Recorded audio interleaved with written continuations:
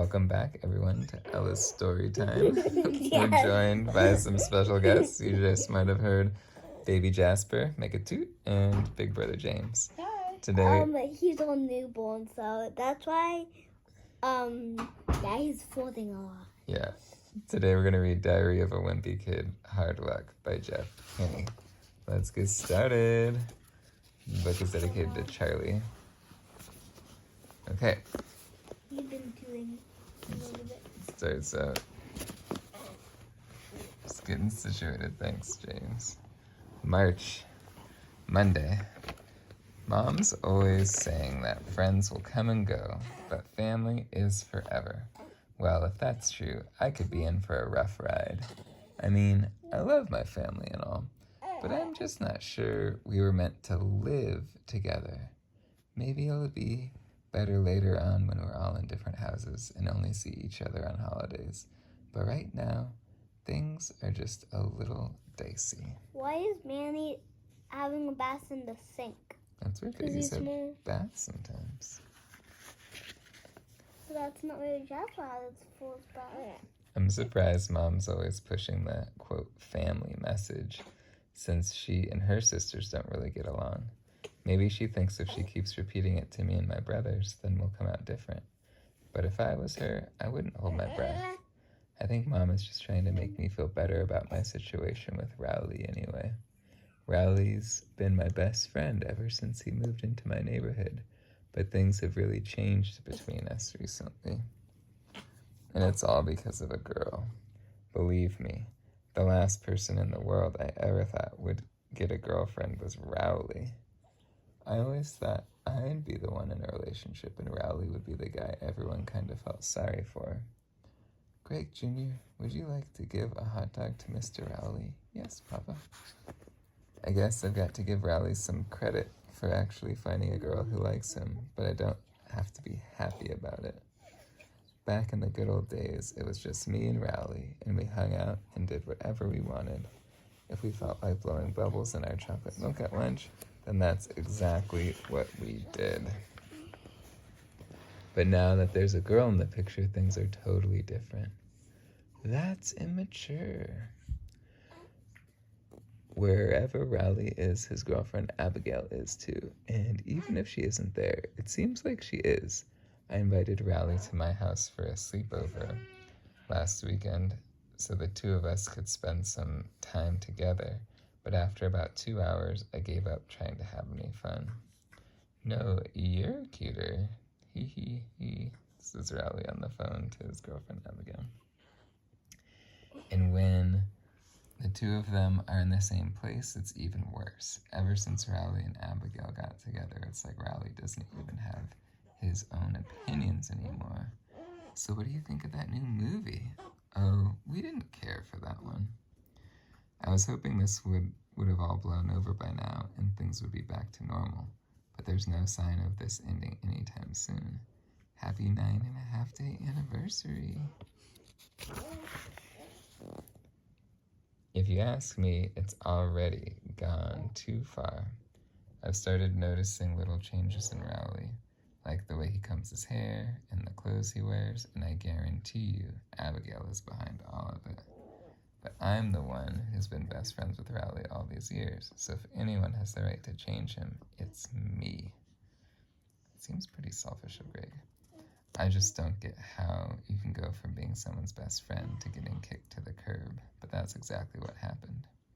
During the winter, me and Rowley stored up some snowballs in my freezer so we could have a snowball fight when the weather got warm. Well, yesterday was the first nice day we've had in forever, but when I went over to Rowley's house, he acted like he was too good for me. Sorry, we're occupied at the moment. The thing is, I can honestly say I've been nice to Abigail, but she doesn't like me.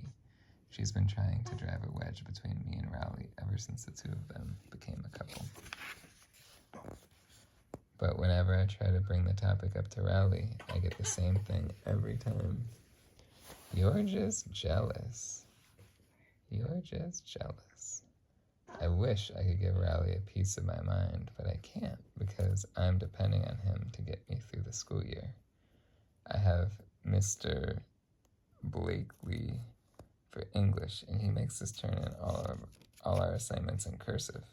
But it really hurts my hand when I write in cursive for too long, so I've been paying Rowley 1 peanut butter cracker for every page that he transcribes for me. But if I have to start writing my own assignments, the handwriting on my homework won't be the same as before, and Mr. Blakely will know, so I'm stuck with Rowley, at least until I can find someone who can write exactly like him and who also likes peanut butter crackers. But the biggest problem with this Abigail situation isn't the English homework, it's the walk to school.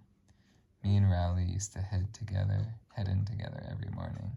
But now Rowley goes over to Abigail's neighborhood and walks to school with her.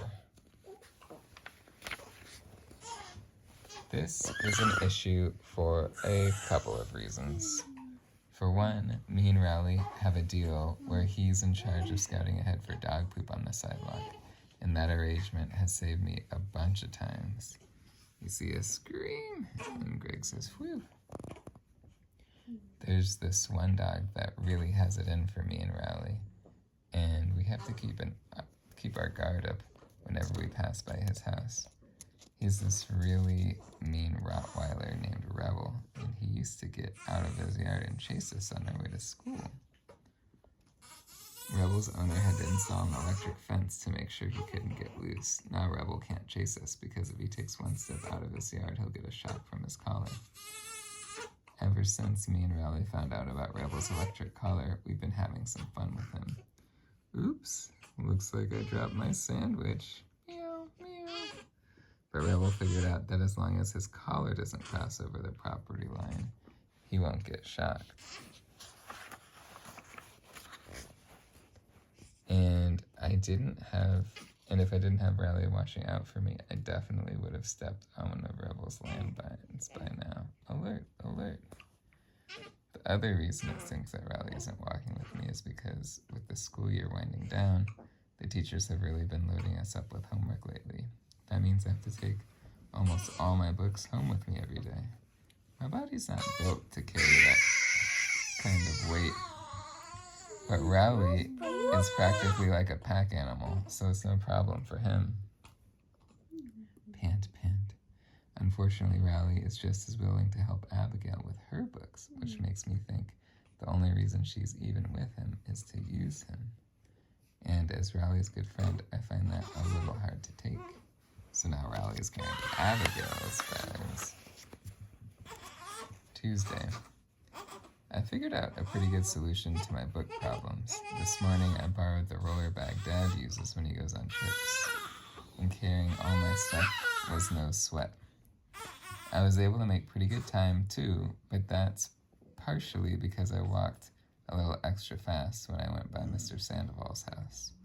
Before a snowstorm, Mr. Sandoval always puts poles in the ground on either side of his driveway, so the guy who plows it knows where the pavement is. The last time it snowed, me and Rowley plucked the poles out of Mr. Sandoval's yard and started horsing around with them. On guard, yar. But I guess we didn't put the sticks back in exactly the right place, because when the guy came to plow Mr. Sandoval's driveway, he was off by about 10 feet. Vroom. So he's plowing the snow, but it actually hit next to the house, not on the driveway. Mr. Sandoval has been waiting for me and Rowley to show our faces in front of his house again, so he can let us have it. But I'm not ready for that conversation just yet, especially not by myself. Mr. Sandoval's not the only danger between my house and school, though. Ever since they started doing construction on Grandma's Street, we've had to take a detour on the walk home, and that brings us right by the woods where the Mingo kids hang out. Well, what are the Mingo kids? These are the Mingo kids.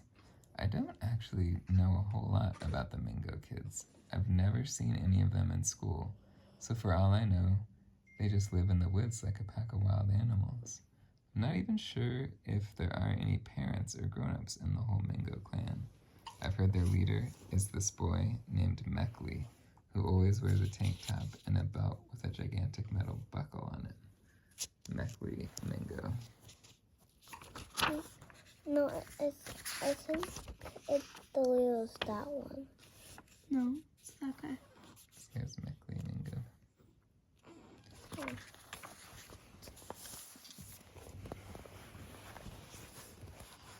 So it says, one time me and Riley got too close to the woods, and one of the Mingo kids came out to let us know.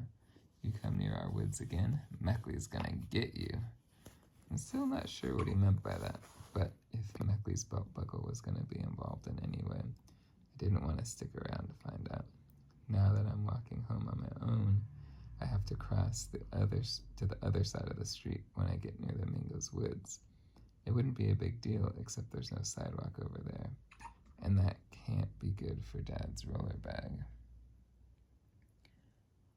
Then you could just lift it up.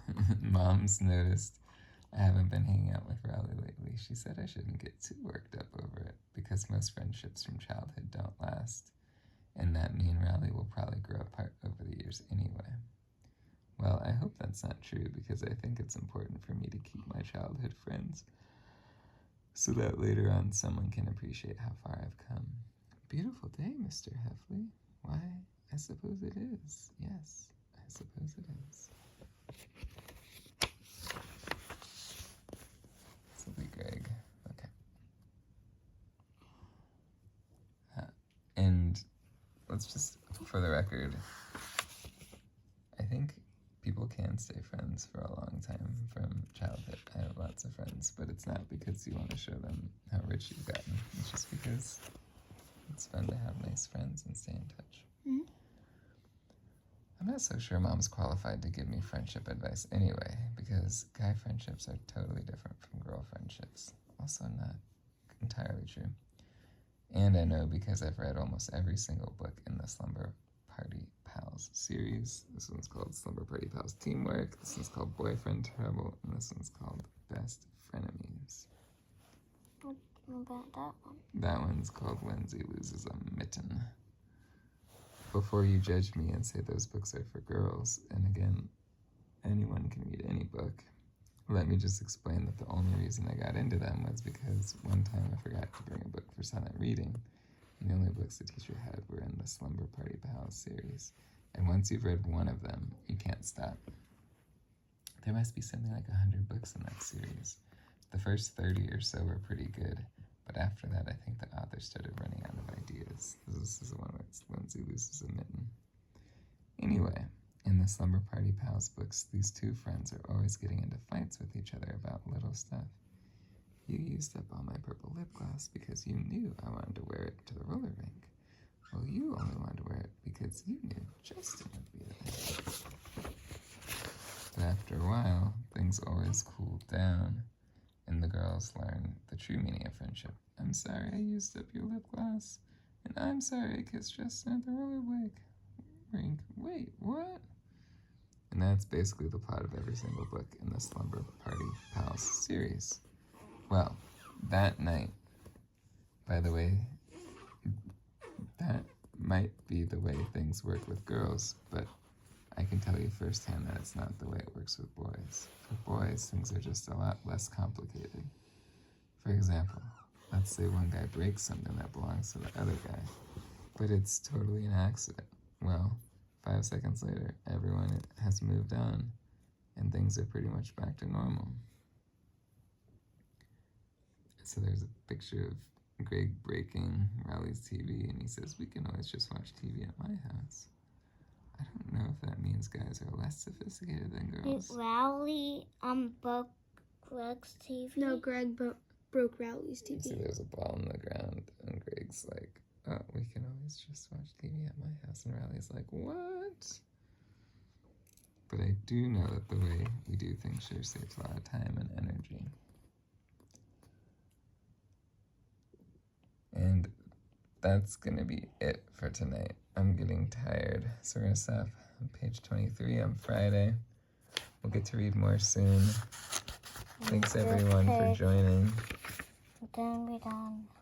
We're going to read one more page and then be done. All right, false alarm. So we got to go back a little bit. So Friday, I hate to say it, but Mom's prediction about me and Riley is starting to come true. Ever since Abigail and Riley got together, Abigail has been sitting at our lunch table, which is all boys. I already mentioned how she's not a fan of the chocolate milk bubble blowing thing, but there's a lot of other stuff she doesn't like either. So I'm just gonna read through this part. One of them is the, and then this part. Okay, these 2 pages, and then we'll be done. One of them, this is very funny. One of them is the 5-second rule. I didn't really love the beginning of this, but this is where things start to get fun for me. One of them is the 5-second rule. All the guys at our table agree that if you drop a piece of food on the floor, as long as you pick it up within 5 seconds, it's okay to eat. Oops, splat, 5-second rule. A new twist someone came up with recently is that you can grab a piece of food off the floor even if you're not the one who actually dropped it. I've lost 2 chocolate chip cookies and a fudgesicle that way already. 5-second rule, that kid's jumping. This new rule caused some other problems though. Yesterday, Freddie Harlahan ate a piece of ham off the floor because he thought Carl Dumas dropped it. But it was actually there from the group that had lunch before us. It might have even been there from before that, because Freddie started to feel sick and ended up in the nurse's office for the rest of the day. 5-second rule, chump. Something tells me they don't have the 5-second rule at the table Abigail used to sit at, or probably at any of the other girls' tables either. Another thing I'll bet they don't have is French fry Fridays. So we'll learn about that next time we tune in. Thanks everyone for tuning in to Ella's Story Time. Thanks to our special guests, James and